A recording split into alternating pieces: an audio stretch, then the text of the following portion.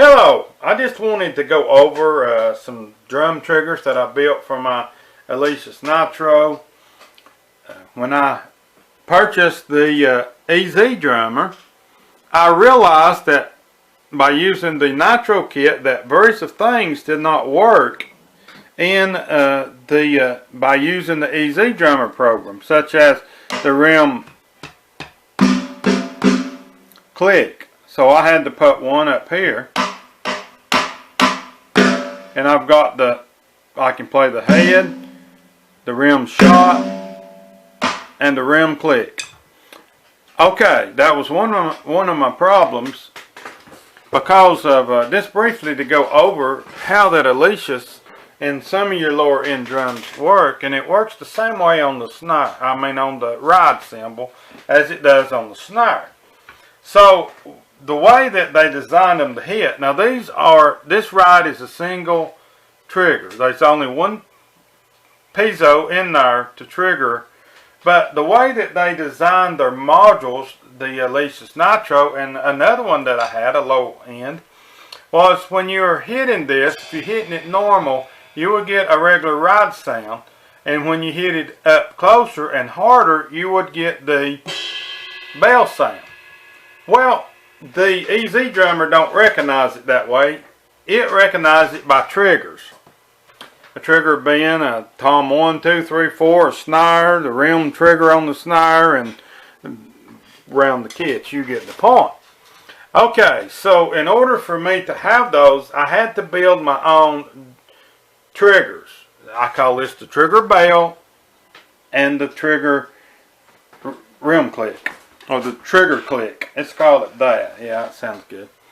Okay, now I'm briefly going to go over how I did this, and I went over the purpose of why I had to do it, because I use EZdrummer. Now when I switch back to the module, all of this will work normal. I don't have to use this or this, but I do use extra triggers. I might put when I'm using the regular Nitro module, I will trigger maybe a cowbell, and over here I might use a extra splice or Chinese, or it's whatever you go through the kit and find what you want. But that said, it makes it real, you have a wide variety of what you can do with it. Okay, let me briefly go over this. Now, I started out, this was my demo, which was a CD. Now, we all know that a CD won't work. I was just doing it to get the pattern of it and get down path of what I need to do to build the thing. Now I used a piece of a sheet metal. The best thing you can use is brace, but I ran out. Now the trigger on the rim click, it is brace. It's a no symbol that I once had, and they make the best triggers and they last good too. So I used a piece of metal cut out because my stock's getting low on drum cymbal brace. But that said, I will demonstrate it by using this CD though. You will need something perhaps the size of a CD. Other than the CD, you might double this and glue two together and it lasts, I don't know. And maybe put tape on the bottom, maybe some duct tape or something. And you might get a little time out of a regular CD. But that said, okay, you will need the metal cut out, and then of course I painted mine flat black. And then you will need some kind of matting on it to cut down on the racket, especially the metal. This wasn't that loud, the plastic, but the metal was, so you will need some cushioning, which that is off of a mouse pad. And I just took it and cut it to fit and tore this off.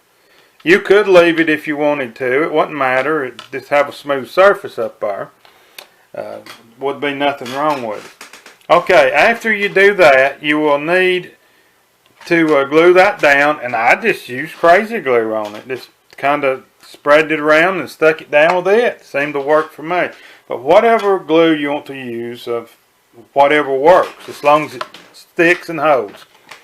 Okay, now we're looking at the front of this, and when I put the piezo on it, I put it at the back side. In other words, the piezo is on the back side here. Okay. Because that allowed my triggering to not be as sensitive, by the reason I'm not using those little resistors that they put down inside of these drum pads.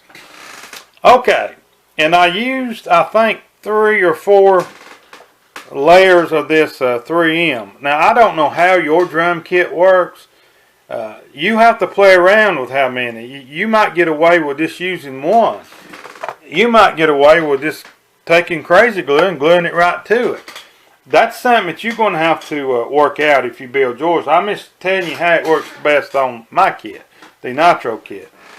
Okay, once that's glued down, of course you will need a wire on this, which when you buy these, usually they got a little wire and you will have to add on because you will be running it to a trigger, and if you're not splicing into a pad, you will need a cable such as this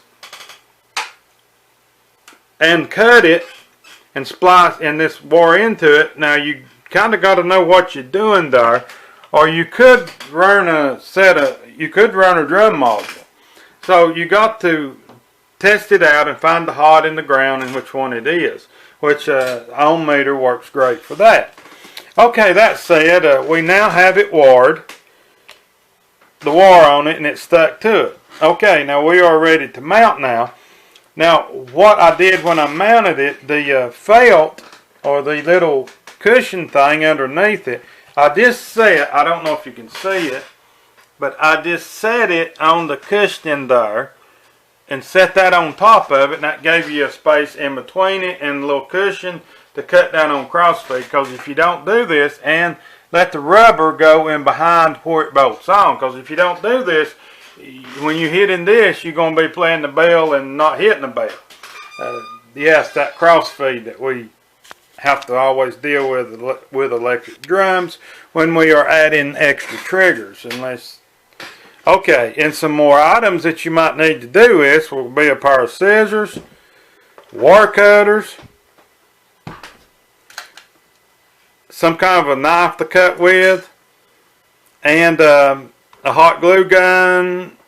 The reason I use the hot glue, you don't have to have the hot glue on this particular one, but when you hook your wire, you will want to fasten it down good, either with hot glue or some type of tape, because if not, this thing's going to flop about 3 times and break off. So you need that wire stationary down good somewhere, because that is continuously flopping, and it's a lot of stress on this wire here.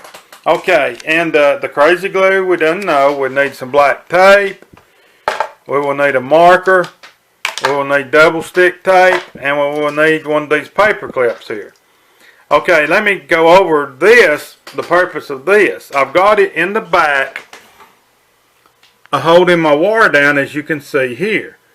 Okay, I didn't just clip this to the pad like this. I put a piece of this mouse pad rubber on both sides to where it wouldn't damage my cymbal, and it will help hold it in place as well.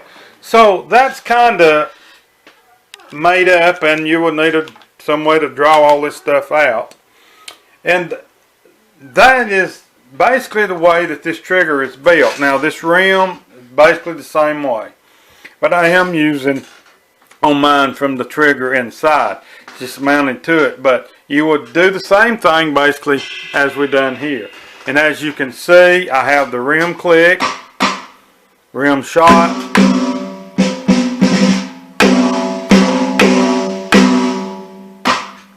and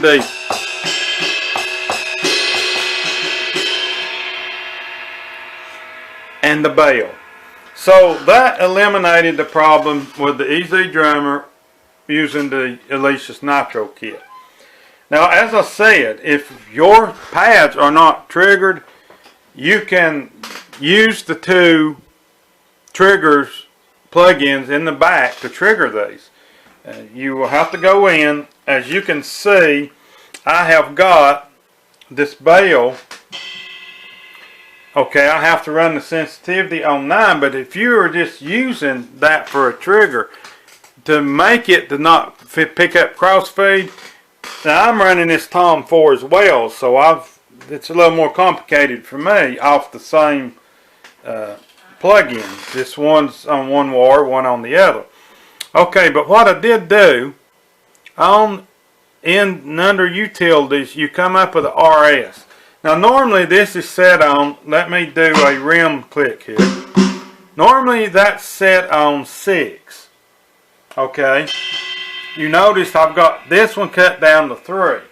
And it might be just a shade loud. I may have to drop it to 2. I have to play it a while to see how I need to tweak it.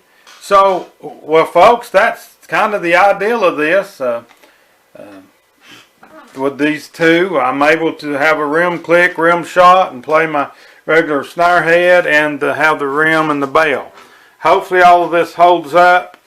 Time will tell. Have a good day.